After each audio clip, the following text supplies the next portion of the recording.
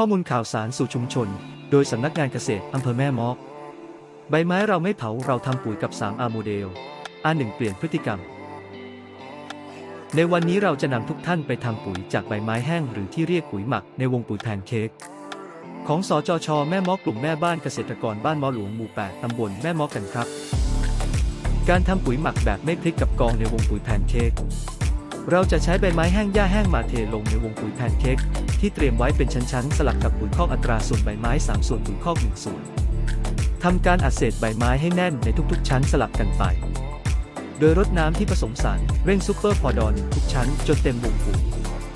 นอกจากนี้ต้องหมั่นดูแลวงปุ๋ยโดยมีการรดน้ำให้มีความชื้นที่เหมาะสมให้จุลินทรีย์จะได้ขยายตัวและย่อยสลายอินทรีย์วัตถุได้อย่างมีประสิทธิภาพ